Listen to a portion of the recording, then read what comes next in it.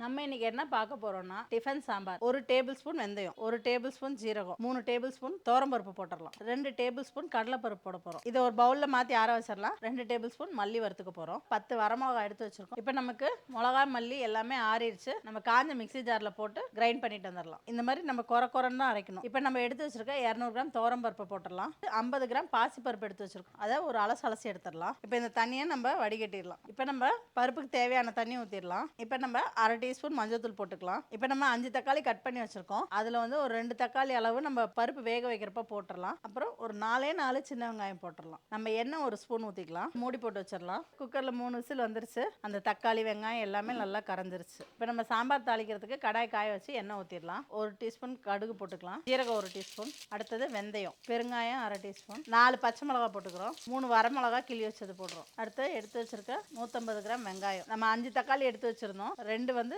பருப்பு வேகிறப்ப போட்டுட்டோம். மிச்சத்தை இதில் போட்டுடலாம். கொஞ்சமாக உப்பு போட்டுடலாம். 1 டேபிள் ஸ்பூன் தனி மிளகாத்தூள் போட்டுக்க போகிறோம். இப்போ நம்ம ஒரு கொத்து கருவேப்பிலை இதில் போட்டுடலாம். ஒரு சின்ன எலுமிச்சை அளவு புளியை எடுத்து வச்சிருந்தோம். இப்போ சாம்பாருக்கு தேவையான அளவு தண்ணி ஊற்றிடலாம். இப்போ நமக்கு நல்லா கொதி வந்துருச்சு. இப்போ நம்ம பருப்பை கரைச்சி ஊற்றிடலாம். இப்போ நம்மலாம் நல்லா கட்டிப்படாமல் கிளறிடுவோம். மேல் பொடி 2 டேபிள் ஸ்பூன் போட்டுக்கலாம். அதே மாதிரி தூணு மாதிரி போடணும். அங்கங்கே போட்டோம்னா கட்டி கட்டியாயிரும். இப்போ நமக்கு மேல் பொடி போட்டு நல்லா ஒரு கொதி வந்துருச்சு. நம்ம கொத்தமல்லி தழை போட்டுட்டு இறக்கிடலாம்.